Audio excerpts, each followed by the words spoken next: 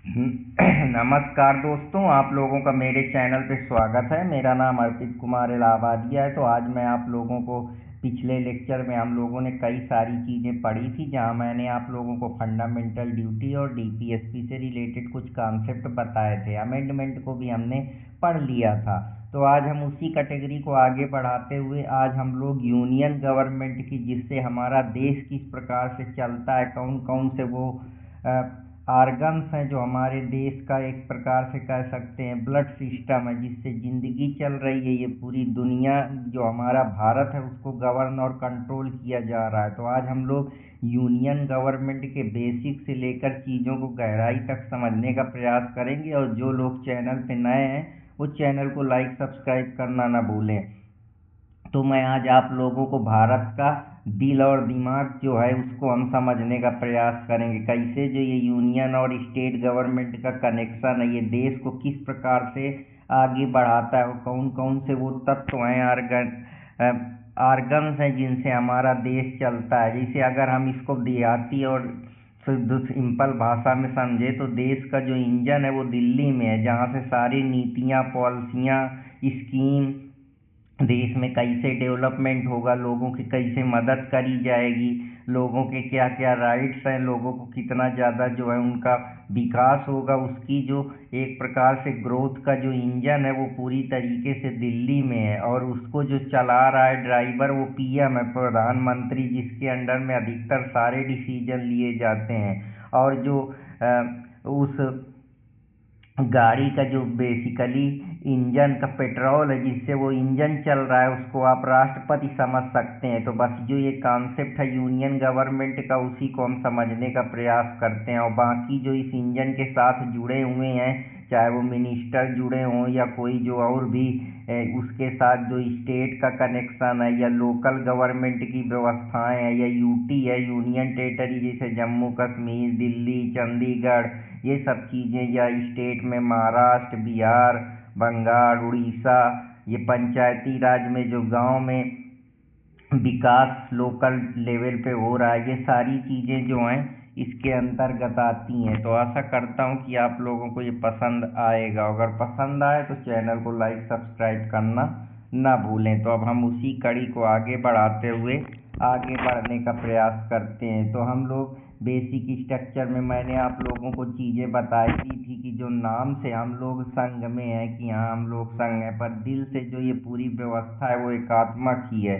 जैसे इमरजेंसी के समय कोई प्रॉब्लम होती है तो इमरजेंसी में कोई होती है तो डायरेक्शन सेंटर देता है। ये सारी चीज़ें में बिल जो है वो रिजर्व कर दिए जाते हैं कंसिडरेशन के लिए। या इंटीग्रेटेड जुडिशरी है, तो हम फेडरेशन कहने भर के हैं कि हम नाम से संघीय हैं पर दिल से हम लोग एकात्मक हैं। तो ये जो फेडरल ढांचा है जिसमें यूनिटी की टिल्ट मिलती है कि हम लोग सब एक ही हैं, तो संविधान यही कहता है। तो आशा करता हूँ कि आप लोगों को ये भी पसंद आया होगा। इसीलिए जो हमारा आर्टिकल 1 है वो कहता है कि इंडिया दैट इज भारत, जो ये भारत है वो यूनियन ऑफ स्टेट, कई सारे स्टेटों का यूनियन है, संघ है, जो आर्टिकल 1 बताता है। तो आशा करता हूँ तो हम कई अकेले मिल के भारत नहीं बन गया है। भारत में जितने भी यूनियन है, जितने भी राज्य हैं, सबकी यूनिटी है, सबकी भागीदारी है, तब जाके वो भारत बना है। तो आशा करता हूँ कि आप लोगों को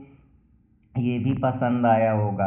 अब जो ये हमारी यूनियन गवर्नमेंट है, इसकी कुछ मजबूतियाँ हैं जिससे ये यूनियन गवर्नमेंट कहती है, कौन कौन से वो आर्गन है जो इसको चला रहे हैं, जिससे जो हमारे पूरे देश की हम कह सकते हैं राज्य व्यवस्था या देश की जो बागडोर है, जो सोशल ऑर्डर मेंटेन है, या जो समाज में चीज़ें हो रही हैं, वो 3 हिस्सों में बटी हुई हैं। तो अब हम उन्हीं 3 हिस्सों की बारे में बात करेंगे कि जो प्राइम मिनिस्टर है वो किसका पार्ट है। तो जैसे प्राइम मिनिस्टर, प्रेसिडेंट है, वो एग्जीक्यूटिव का पार्ट है, जहाँ कार्य से रिलेटेड चीज़ें, जैसे कोई स्कीम बनाना है, कोई एक्ट, कोई स्कीम बनाना है, उस स्कीम जो लेजिस्लेचर बनाएगी या लॉ बनाएगी उसका इम्प्लीमेंटेशन कैसे होगा। जैसे मिनिस्टर हैं वो कौन से, कैबिनेट मिनिस्टर हैं, मिनिस्टर ऑफ इंडिपेंडेंट जो चार्ज के मिनिस्टर होते हैं, स्वतंत्र प्रभार मंत्री, इन सब लोगों का काम होता है। जैसे हेल्थ से रिलेटेड हो गया,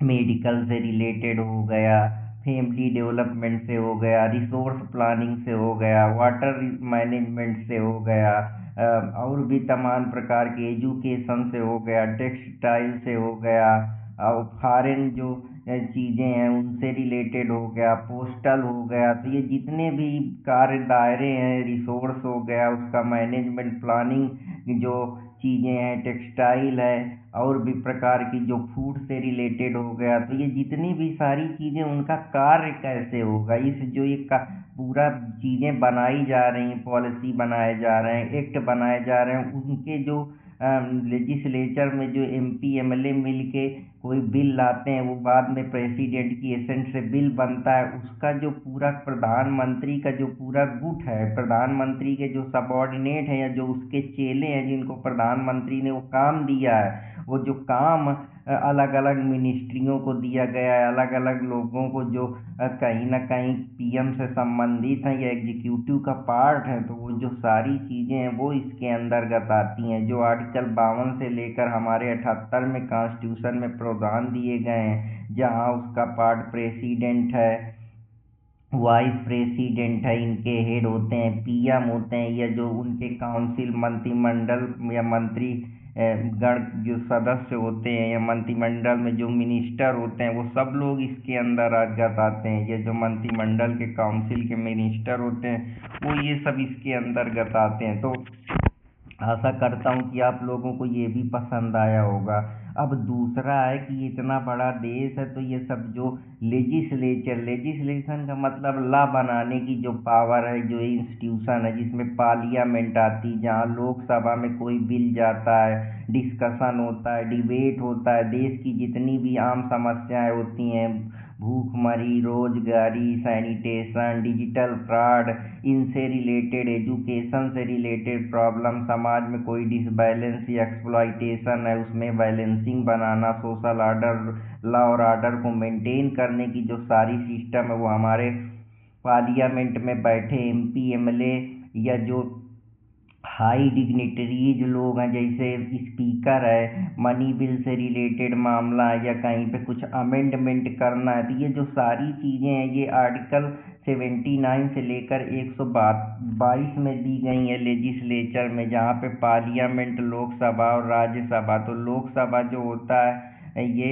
एक प्रकार से हम इसको कहते हैं कि जहाँ पे MP मिनिस्टर और जो ये सारे लोग होते हैं, जहाँ पे डिबेट और डिस्कशन होता है, तो ये यंगर हाउस है। लेकिन राज्यसभा जो है वो बुजुर्ग हाउस है, इसीलिए हम इसको एल्डर हाउस भी बोलते हैं।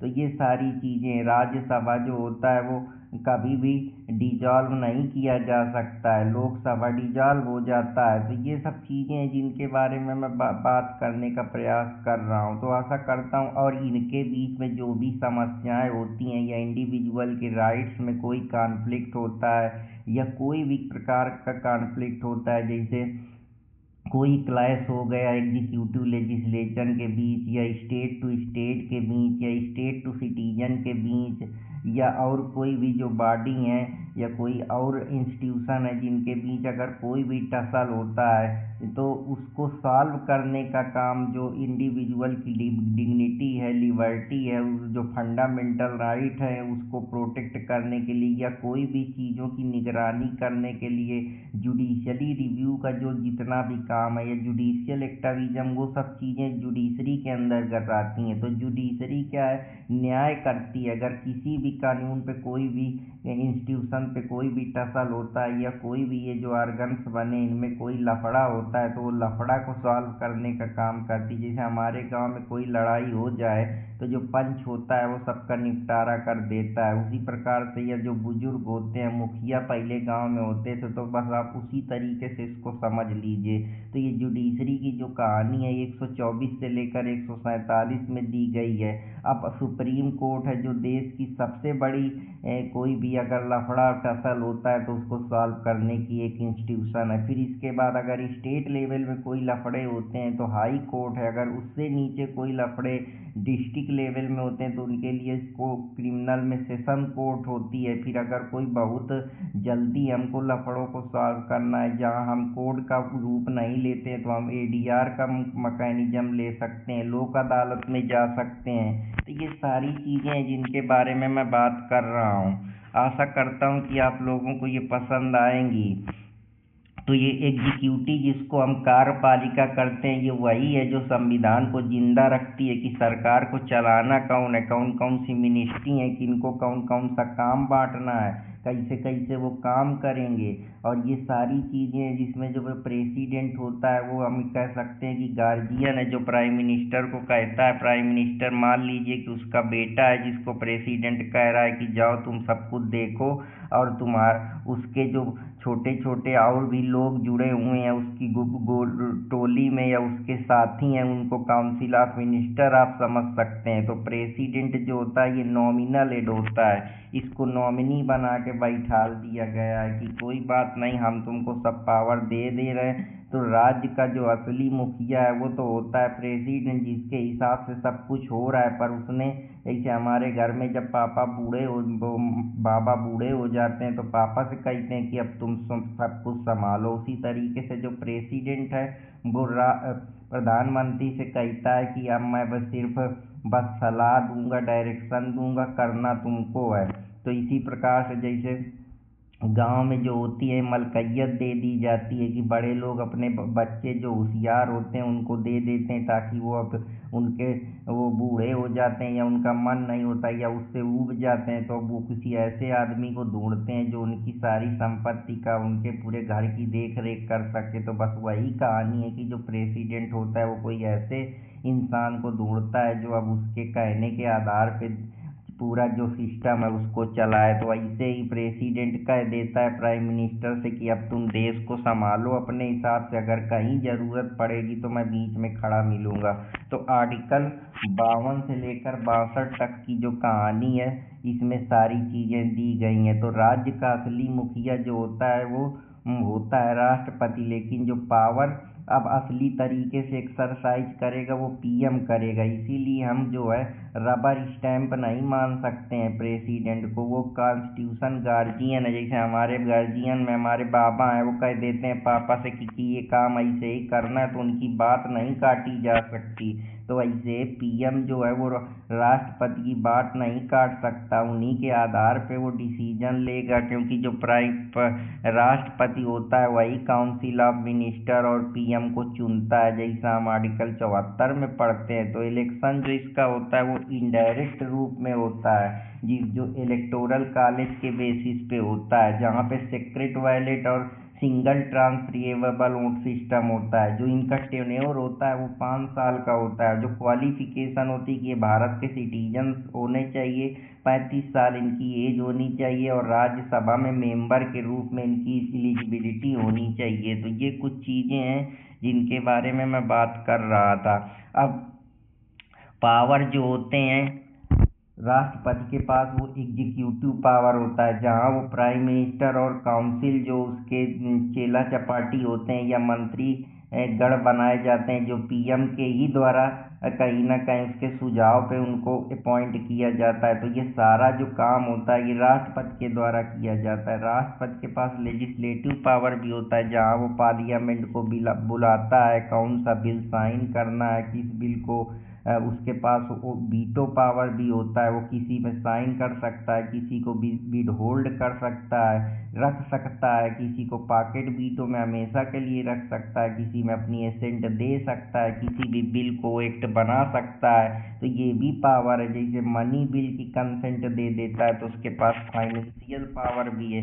जुडिशरी में अगर किसी के खिलाफ किसी ने अपराध करा है तो उसकी सजा कम कर सकता है, उसको बरी कर सकता है, उसकी सजा को रिड्यूस करा सकता है, कम कर सकता है, क्षमा कर सकता है। जो आर्टिकल 72 में सेम प्रोविजन दिए गए हैं। CRPC में भी 474 में जो है प्रोविजन दिए गए हैं कि अगर कोई भी इस तरह की चीज़ें हैं तो राष्ट्रपति उनमें अपनी जो उससे उन चीज़ों को कम्यूट या सेटअप किया जा सकता है। तो आशा करता हूँ कि आप लोगों को ये भी पसंद आया होगा। उसके पास इमरजेंसी पावर, जैसे देश में कहीं युद्ध छिड़ जाए या इंटरनल कोई रिबेलियस एक्ट हो जाए या कोई जैसे देश में कोई फाइनेंशियल इमरजेंसी आ जाए या स्टेट जो है वो सही तरीके से अपने फंक्शन को ना परफॉर्म करे, कियोस और डिसबैलेंस क्रिएट हो जाए या कोई वायलेंस क्रिएट हो जाए जिसकी वजह से ऐसी इमरजेंसी सिचुएशन आ जाए कि इमरजेंसी लगाने पड़े, कहीं बाढ़ आ जाए, कोई जो बहुत ज़्यादा एपिडेमिक आ जाए, तो उन सब मामलों में जो प्रेसिडेंट के पास पावर है कि वो घोषणा जारी करके इमरजेंसी फाइनेंशियल, नेशनल और इसके साथ ही साथ प्रेसिडेंशियल रूल लगा सकता है। तो 352, 356 और 360 जो फाइनेंशियल इमरजेंसी से बात करता है, ये नेशनल इमरजेंसी के बारे में बात करता है। और 352 इन सब चीज़ों में प्रेसिडेंट के पास पावर है कि वो इमरजेंसी को घोषणा कर सकता है या इमरजेंसी लगा सकता है देश में। जैसे प्रेसिडेंट को हम ये समझ सकते हैं कि वो किसान है जो खेत का मालिक है पर अभी ट्रैक्टर पीएम चला रहा है, बस ऐसी ही कहानी है। तो आशा करता हूँ कि आप लोगों को ये भी पसंद आया होगा। और अगर मान लीजिए प्रेसिडेंट नहीं है कि वो रिजाइन दे देता है या वो इल हो गया है या एब्सेंट है वो ऑफिस से किसी कारणवश, तो वाइस प्रेसिडेंट का प्रावधान है जो आर्टिकल 63 से लेकर 71 तक की कहानी की बात करता है। ये राज्यसभा का चेयरमैन होता है और ज़रूरत पड़ने पर ये प्रेसिडेंट के बैकअप के रूप में काम करता है। जैसे हमारा है ना कि अगर हमारे मोबाइल की बैटरी जो है वो ख़त्म हो जाए तो हम चार्जर लगा के दोबारा से चार्ज कर सकते हैं। तो ये वही चार्जर है कि अगर प्रेसिडेंट चार्ज नहीं है तो वाइस प्रेसिडेंट को चार्जर की तरीके यूज करके काम कर सकते हैं। तो अब प्राइम मिनिस्टर के बारे में, तो प्राइम मिनिस्टर जो है वो प्रेसिडेंट के द्वारा अपॉइंट किया जाता है। आर्टिकल 74, 75 जो है जिसके बारे में बात करता है कि प्रेसिडेंट के पास पेन है पर इंक पीएम के पास है। तो जब तक वो पेन नहीं देगा तब तक इंक कैसे काम करेगा। जैसे ही पीएम को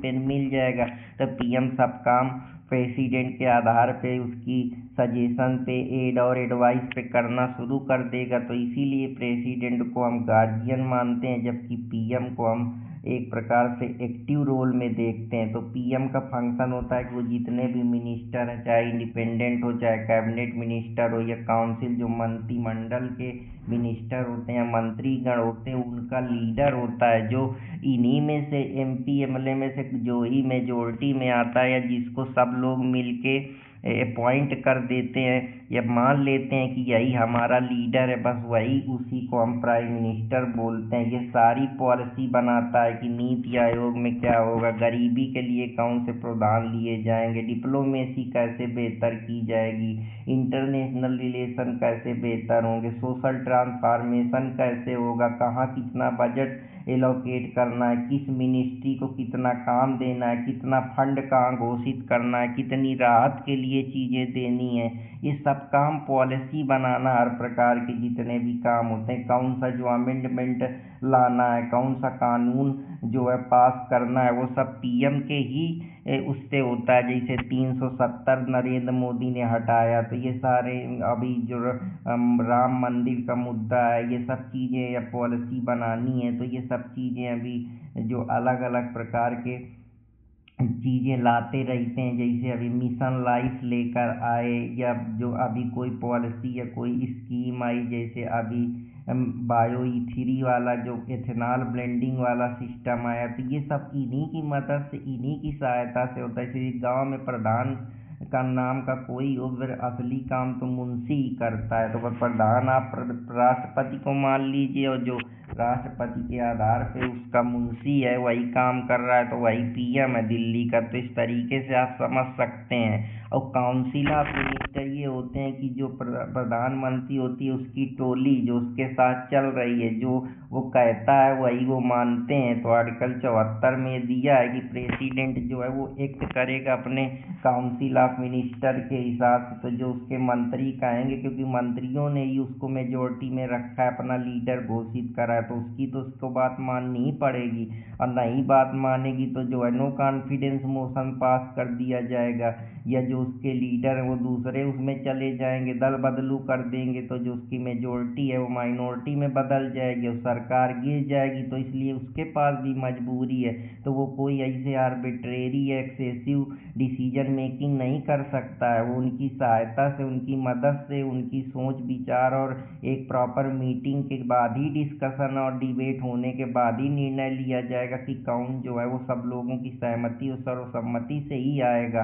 तो काउंसिल ऑफ मिनिस्टर को हल्के में न लीजिए। ये वो टोली है जो प्रधानमंत्री को सांस देती है कि तुम चलो, तो ये ऑक्सीजन का काम करती है। अगर ऑक्सीजन बंद हो जाएगा तो प्रधानमंत्री हाँ हाँ करके मर जाएगा, उसके पास दम ही नहीं रहेगी, वो कैसे डिसीजन मेकिंग करेगा। तो इस वजह से आशा करता हूँ कि आप लोगों को ये भी पसंद आया होगा।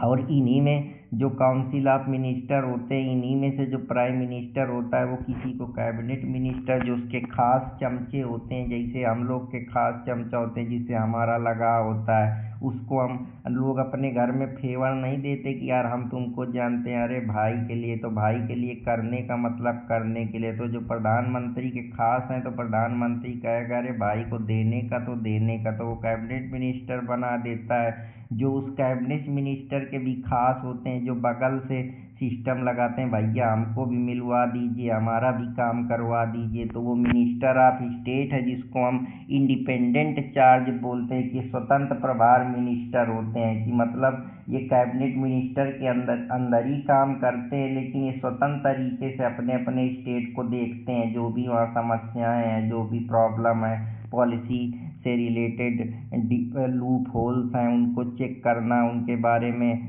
अवगत कराना कैबिनेट मिनिस्टर को, उनकी बात को संसद में उठाना। तो ये सारी चीज़ें हैं। Minister of state with cabinet, कुछ जो होते हैं जिनका कैबिनेट में भी जो होता है दबदबा रहता है, वो मिनिस्टर ऑफ स्टेट होते हैं। तो ये सब चीज़ें होते हैं। फिर एक डिप्टी मिनिस्टर भी होता है जो इन मिनिस्टरों के नीचे आता है। तो ये सारी एक हायरार्की बनी, स्ट्रक्चर बना, जिसे हमारे घर में है, पापा है, मम्मी है, उनके बच्चे हैं, फिर और उनका परिवार है। उसी प्रकार से ये जो चीज़ें हैं कि बाबा सबसे बड़े हैं, उनके बाद पापा का रोल है, फिर मम्मी का रोल है, फिर उनके बच्चों का रोल है, उनकी अलग अलग ड्यूटी हैं, ऐसे ये भी है। तो आप इस तरीके से समझ सकते हैं।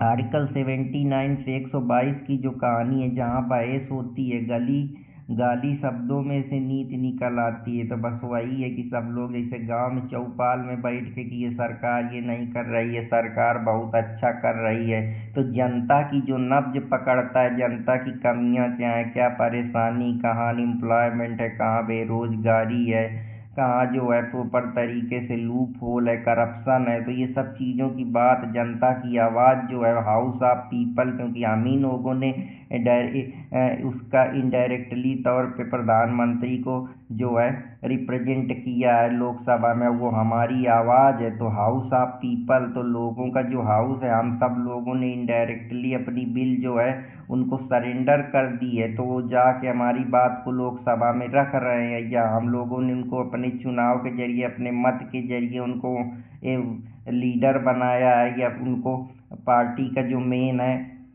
मेजोरिटी में लाए हैं, और वो हमारी बात को रख रहे हैं, हमारी जो समस्याएं हैं उनको उजागर कर रहे हैं, क्योंकि हमने अपने वेलफेयर के लिए उनको चुना है, उनको प्रतिनिधित्व किया है। तो बस वही लोकसभा है जो हाउस ऑफ पीपल, जनता की नब्ज पकड़ती है।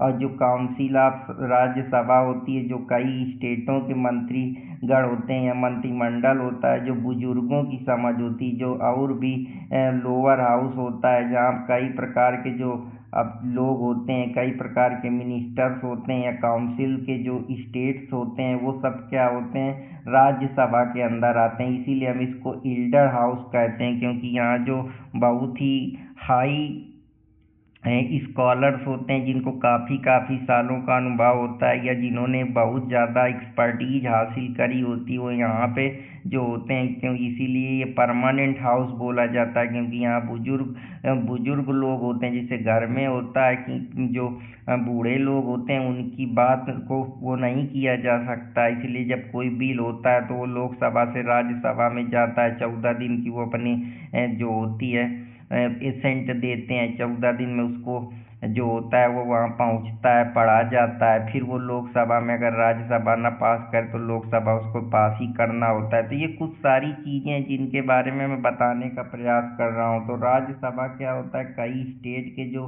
काउंसिल होते हैं, मंत्री मंडल बने होते हैं। काउंसिल का मतलब होता है कई जो मंत्री होते हैं उनके जो मंत्रिमंडल बने होते हैं, जहाँ सारे लोग होते हैं, जिस हर प्रकार के एक्सपर्ट, लॉ के एक्सपर्ट हो गए, रूरल डेवलपमेंट में जो एक्सपर्ट हैं, या पुराने कोई मंत्री हैं, ये सब चीज जो लोग होते हैं, जो बुजुर्ग लोग जाते हैं, वो सब लोग राज्यसभा के अंदर ही आते हैं। तो लोकसभा जो एक प्रकार से परमानेंट हम कह सकते हैं, लेकिन लोकसभा परमानेंट नहीं है, ये डिजॉल्व हो जाती। राज्यसभा जो कभी भी डिजॉल्व नहीं होती, वो हमेशा चलती रहती है। और लोकसभा जो है वो आर्टिकल 81 से लेकर 100 तक की कहानी है, जो डायरेक्टली इलेक्ट किए जाते हैं 5 साल के लिए, जैसे MP हो गए, ये सब लोकसभा में जाते हैं। स्पीकर जो है उनका बॉस होता है, वो अपने हिसाब से मीटिंग कंडक्ट करता है, हर मिनिस्टर मंत्री को मौका देता है किसी भी बात पे बोलने का, ताकि वो अपने राज्य की,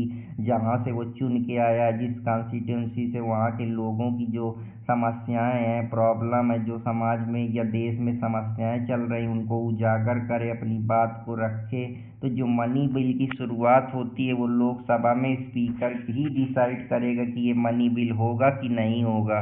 तो आशा करता हूँ, तो लोकसभा जो है वो जनता का हुक्का पानी है, कि अगर जनता की बातें चीत नहीं करेंगे, जनता के बारे में क्या कमियां हैं, क्या परेशानियां हैं, तो जहाँ से हमारी सब लोगों की आवाज़ उठाई जाती है, ताकि देश में जो भी समस्याएं हैं वो सांसद के पटल तक गूंजे, ताकि सांसद को भी पता चले कि बस जो चल रहा है उसका ग्राउंड रियलिटी पे क्या इम्पैक्ट पड़ रहा है, लोगों को इससे फायदा हो रहा है कि नहीं हो रहा है। अगर नहीं हो रहा है तो पॉलिसी बदलने की ज़रूरत है, नए एक्ट लाने की ज़रूरत है, प्रॉपर ट्रांसफॉर्मेशन करने की ज़रूरत है। या जो मिडिल मैन है, बिचौलियाँ हैं, या जो भी पॉलिसी प्रोग्राम है वो गांव तक पहुंच पा रहे हैं कि नहीं पहुंच पा रहे हैं, लोगों को क्या क्या समस्याएं हैं, इनका सल्यूशन जो है वो लोकसभा की जो है जाता है, या जो स्पीकर होता है उसके पास उठाया जाता है, जिससे जो असली मुद्दे हैं, देश की समस्याएं, उनको सॉल्व किया जाता है। और राज्यसभा जो हमारा आर्टिकल 80 से लेकर 90 के बीच में दिया गया है, जहाँ पे इनडायरेक्टली जो इलेक्शन होता है, जो MLA जो होते हैं, मेंबर ऑफ लेजिस्लेटिव की वोट से जो है वो इलेक्शन होता है। इसीलिए परमानेंट बॉडी है, जहाँ 1/3 जो है हर 2 साल के अंदर रिटायर होते रहते हैं। अगर ज़्यादा हो जाएंगे तो स्वाभाविक सी बात है, कितना एडजस्ट करो, तो रिटायरमेंट की भी तो ज़रूरत होगी, क्योंकि जो चीज़ परमानेंटली चली आ रही है उसको अगर परमानेंट चलाना है तो रिटायरमेंट भी ज़रूरी, नहीं तो ओवर एक्सेसिवनेस के कारण फिर चीज़ें कैसे, क्योंकि सीटें तो निश्चित एक निर्धारित ही है ना, कि इतनी सारी सीटें होंगी, तो उन चीज़ों को मैनेजमेंट करने के लिए, बैलेंस करने के लिए ये चीज़ें भी ज़रूरी हैं। तो आशा करता हूँ कि आप लोगों को समझ में आया होगा भी। और जो राज्यसभा होता है वो गांव के बुजुर्गों की पंचायत होती, जैसे हमारे गांव में बुजुर्ग अपनी अपनी बात रखते हैं, उनके अनुभव हैं जो बताते हैं, तो वैसे ही जो लोग वहाँ पे बैठे हैं वो काफ़ी एक्सपर्ट होते हैं, काफ़ी सालों का उनको अनुभव होता है। तो इस वजह से एक बैलेंस बना रहता है, कि अगर कोई एक्सेसिव डिसीजन मेकिंग ले लेता है राज्यसभा, तो जो लोकसभा ले लेता है, तो राज्यसभा उनको बैलेंस करता है, उनकी बात को समझता है, इसके बाद उनको सुझाव देता है। नहीं तो ऐसे कोई भी एक्ट पॉलिसी बना दी जाए, तो अगर कोई ऐसी गलती हो जाए तो फिर वो देश में एक तरीके से सोशल डिसऑर्डर क्योस पैदा कर देगी। तो उसको बैलेंस करने के लिए, या जिससे जो हमारे देश की कॉन्स्टिट्यूशनल जो रूपरेखा है वो बेहतरीन तरीके से तैयार हो, साथ ही साथ जो सोशल डेवलपमेंट है, या देश में जो एक ट्रांसफॉर्मेशन हो रहा है, या सोशल चेंज हो रहा है, उसको बेहतर तरीके से किया जा सके। तो अब मनी बिल का भी जो बारे में आर्टिकल 110 बताता है, इसको समझने का प्रयास करते हैं। तो सिर्फ लोकसभा में ही पेश होता है, और ये सारी चीज़ें स्पीकर ही तय करेगा कि ये मनी बिल होगा या नहीं होगा। तो इसी बात का है कि धन की बात तो बड़े बुजुर्गों से नहीं पूछा जाता, सीधा घर वाली लोकसभा तय करती है ना। जैसे हम अपने घर में आदमी कितना भी पैसा कमाए, जो उसकी वाइफ होता है उसी को पैसे देता है, उससे लेता रहता है। बुजुर्गों से कोई मतलब नहीं होता कि वो खाए कि पिए, बस हाँ बाबा खा लिए पी लिए, अब उनसे पैसा के थोड़े, वो सारी मोह माया से हट जाते हैं। इसीलिए अब जो लोकसभा भी यंग खून होता है कि हमको लग्जरी में खर्चा करना है, हमको दिखाना है, तो हम अपन सीधा घरवाली से, क्योंकि उन्होंने जीवन का अनुभव ले लिया होता है, तो बस वो सलाह के तौर पे पीछे पीछे एक प्रकार से केयर टेकर की तरीके या एड की तरीके बस मदद करते रहते हैं, देखते हैं, हंसते हैं, अनुभव लेते हैं। वैसे ही ये भी है कि मनी बिल जो है वो स्पीकर के द्वारा तय होता है, और ये लोकसभा में ही तय होता है, क्योंकि लोकसभा जो होता है वो जनता की आवाज़ होती है। यहाँ यंग एमएलए एमपी आते हैं, जो देश में किस प्रकार से पॉलिसी बनाई जाएंगी, कौन कौन सी चीज़ें हैं, क्योंकि इनका काम होता है कि जो स्टेयरिंग है अब इनके हाथ में है, तो सारा जो एक्सपेंडिचर है या कितना भी रेवेन्यू आ रहा है सब इन्हीं को पता होता है। तो मनी की भी ज़रूरत इन्हीं को होती है। वहाँ बुजुर्ग लोग बैठे, उनको पॉलिसी के लिए, एक्सपर्टीज के लिए रखा जाता है, तो उनको मनी की उतनी आवश्यकता नहीं होती है, क्योंकि उनका एक्सपीरियंस बोलता है। तो आशा करता हूँ कि आप लोगों को ये भी समझ में आया होगा।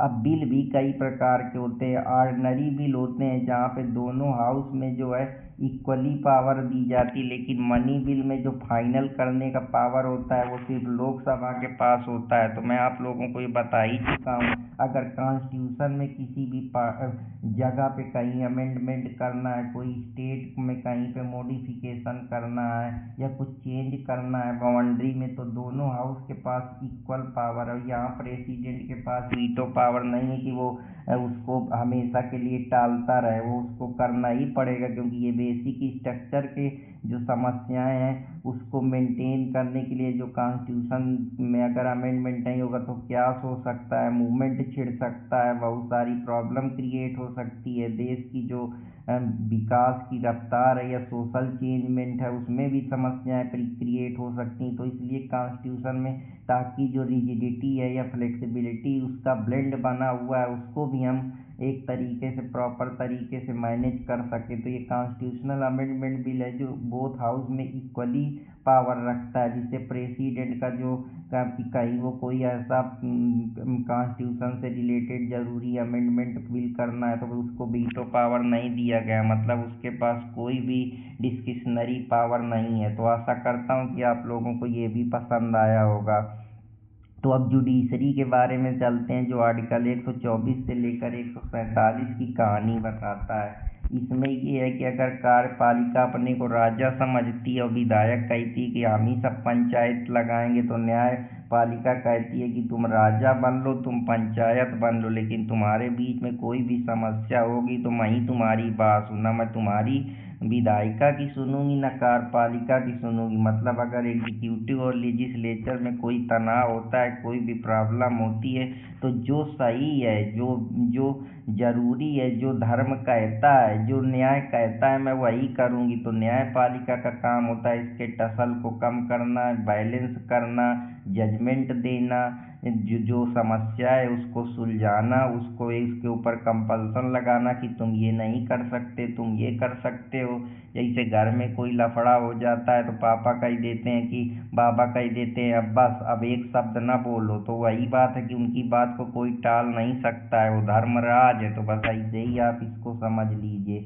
जैसे सुप्रीम कोर्ट जो एपेक्स बॉडी है, कोई भी समस्या देश में आती है, बेरोजगारी, अनएम्प्लॉयमेंट, कहीं कोई भी प्रॉब्लम क्रिएट हो गई, करप्शन हो गया, कहीं जानबूझ के जो रिसोर्स का अनावश्यक आर्बिट्रेरी तरीके से कुछ भी चीज़ हो रहा है, जैसे लॉकडाउन लगा तो उसमें अपनी आवाज़ उठाई, और भी बहुत मामले, अगर सिटीजन पे कोई फंडामेंटल राइट के साथ खिलवाड़ हो रहा है, इमरजेंसी के समय जैसे समस्याएं, या इंदिरा राजनारायण का केस, इलेक्शन बेसिक स्ट्रक्चर 9 है, केशव नंदा भारती केस में जो हम बेसिक स्ट्रक्चर जो है उस पर इंटरफेयर नहीं कर सकते हैं। तो ये सब चीज़ें हैं, जैसे रुदल शाह के केस में है, मेडिकल इमरजेंसी के उस पर आप ज़बरदस्ती किसी को डिटेन नहीं कर सकते हैं। DK बसु का केस हो गया, टार्चर नहीं किसी भी आदमी को किया जा सकता है, सर्विलांस जानबूझ के नहीं उसको लगाया जा सकता है, प्राइवेसी में नहीं रखा जा सकता है, उसकी डिग्निटी और इंडिविजुअल की जो फ्रीडम है उसको मेंटेन करने का अधिकार है। तो ये सब चीज़ें हैं। पासपोर्ट केस के बारे में इंदिरा सोनाई का केस है। तो ये सब चीज़ें मैं आप लोगों को बता रहा हूँ, आशा करता हूँ कि आप लोगों को ये समझ में आएंगी। तो सुप्रीम कोर्ट वो जगह है जहाँ से न्याय हर लोगों को दिया जाता है, चाहे वो गांव का न्याय हो, चाहे इंडिविजुअल का न्याय हो, चाहे किसी बॉडी का न्याय हो, चाहे किसी लेजिस्लेटिव और एग्जीक्यूटिव के कोई भी टसल हो, या इंडिविजुअल की फ्रीडम या डिग्निटी में कोई प्रॉब्लम हो रही हो। तो जो एक प्रकार से हम कह सकते हैं जस्टिस बेस पे जो अप्रोच है वो सुप्रीम कोर्ट उसके काम करती है, ताकि जो समाज में समस्याएं हैं या लोगों का फेथ है वो जुडिशरी पे बना रहे, देश में न्याय व्यवस्था मेंटेन रहे, क्योस ना हो, परेशानी ना हो, सोशल ट्रांसफॉर्मेशन होता रहे, लॉ ऑर्डर बेहतर होता रहे, उसको मेंटेन किया जा सके, पीस हारमनी बनाई जा सके, और जो एक टसल चलता रहता है जुडिशरी एग्जीक्यूटिव के बीच उसको सॉल्व किया जा सके, या जो पावर है उसका एक्सेसिव यूज ना किया जा सके, आर्बिट्रेरी तरीके से पेश ना आया जा सके। तो ये सारी चीज़ें, जैसे कॉलेजियम के एडवाइस पे जो है चीफ जस्टिस या जो जजेज होते हैं वो प्रेसिडेंट उनको अपॉइंट कर देता है कि यही CJI होंगे सीनियरिटी बेसिस पे। तो ये कॉलेजियम में जहाँ कुछ एक्सपर्ट लोग होते हैं कि ये जो लोग हैं इनको सीनियरिटी के बेसिस पे जो है सुप्रीम कोर्ट का जज बनाया जाएगा। तो ये उनका कुछ नियम, हालांकि अब इसीलिए NJC जो है नेशनल जुडिशियल अपॉइंट उसको अनकॉन्स्टिट्यूट, ताकि जो जुडिशरी की इंडिपेंडेंस है उसको एग्जीक्यूटिव और लेजिस्लेचर से अलग किया जा सके। तो जो फंक्शन है कि अगर कॉन्स्टिट्यूशन में कोई कमी है, कोई प्रॉब्लम है, कॉन्स्टिट्यूशन में कोई परेशानी है, तो कॉन्स्टिट्यूशन का इंटरप्रिटेशन करना, ये सारी चीज़ें हैं कि ये प्रोविज़न सही नहीं दिया है, फंडामेंटल राइट अगर किसी के वायलेट हो रहे हैं, किसी को टार्चर किया जा रहा है, उसको जस्टिस नहीं मिल रहा है, उसकी लिबर्टी और डिग्निटी का हनन हो रहा है, तो इसमें या उसकी प्राइवेसी पे कोई दखल कर रहा है, या उसके जो राइट्स हैं उनको वायलेट कर रहा है, इंक्रोच कर रहा है, जुडिशरी जानबूझ के जो एग्जीक्यूटिव जानबूझ के अगर सिटीजन की फंडामेंटल राइट को कर्टेल कर रही, रोक रही है, आर्बिट्रेरी तरीके से पेश आ रही है, तो जो जुडिशरी है वो उसके फंडामेंटल राइट को प्रोटेक्ट करती है, जुडिशियल रिव्यू लेती है, जो भी काम एग्जीक्यूटिव कर रही है वो कॉन्स्टिट्यूशन के ध्यान पे रख के कर रही है, कोई आर्बिट्रेरी तरीके से तो नहीं कर रही है, सेंटर स्टेट के बीच में कोई इंक्रोचमेंट, सेंटर पावरफुल है तो जानबूझ के तो कानून नहीं बना रही है, एक दायरे में काम कर रही। तो ये वॉच डॉग की तरीके काम करती है, चेक बैलेंस डॉक्ट्राइन पे बेस्ड है। जैसे जो केस है मैरिसन कवर से मैडबरी का जो केस है, जो जुडिशियल रिव्यू है, जुडिशियल एक्टिविज्म पे बेस्ड है कि जुडिशरी रिव्यू करेगी कि जो एग्जीक्यूटिव लेजिस्लेचर है वो जानबूझकर सिटीजन के साथ खिलवाड़ तो नहीं कर रहे हैं, उनके फंडामेंटल राइट को प्रोटेक्शन दे रहे हैं कि नहीं दे रहे हैं, उनकी डिग्निटी का ख्याल रख रहे हैं कि नहीं रख रहे हैं। तो ये सब चीज़ें, जैसे सेंटर और स्टेट के बीच में डिस्प्यूट ना, ओरिजिनल जैसे जुडिक्शन बना हुआ है, कंकरेंट जुडिक्शन है, ये सब चीज़ें हैं, अपीलेट जुडिक्शन है, ये सब है। अपील जो है वो अपील जो सिटीजन की है वो अपनी अपील जो है वो सुप्रीम कोर्ट के सामने कर सकता है, या कोई सेंटेंस है उसको वो कर सकता है। तो ये सारी चीज़ें हैं। डिस्प्यूट अगर 2 या मोर स्टेट के बीच है, 1 स्टेट के बीच है, या और भी किसी चीज़ से रिलेटेड कोई रूल मेकिंग से रिलेटेड कोई भी प्रॉब्लम है, या कहीं कोई किसी की टेरिटरी पे अप्रोच कर रहा है, या जानबूझ के जो है व्हाट यू कैन नॉट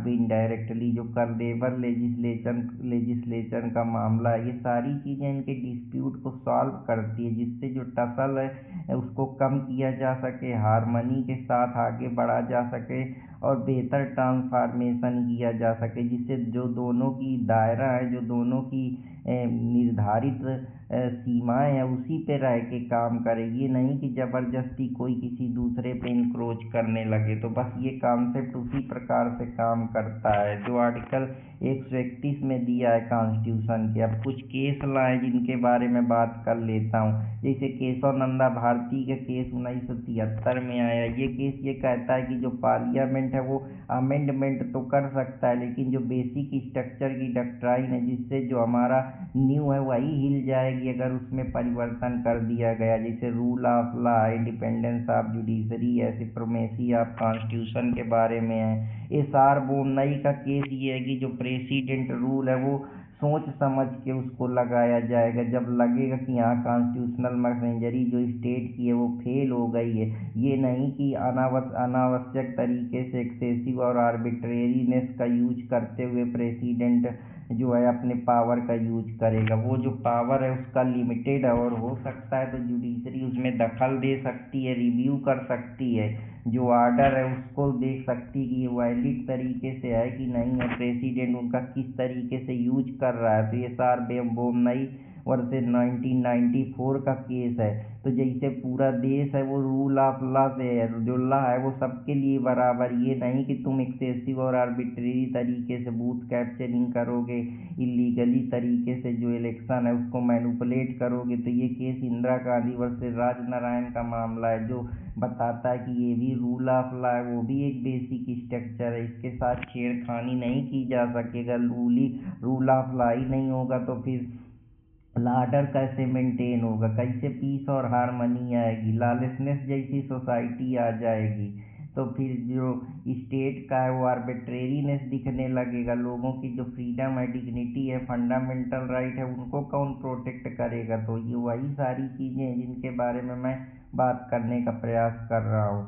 तो कल हम लोग इमरजेंसी पावर के बारे में पढ़ेंगे। तो आशा करता हूँ कि आप लोगों को ये समझ में आया होगा। अगर समझ में आया तो कृपया चैनल को लाइक सब्सक्राइब करते रहें और अपने दोस्त अर्पित कुमार इलाहाबादिया के साथ जुड़े रहें। जय हिंद दोस्तों, जय भारत।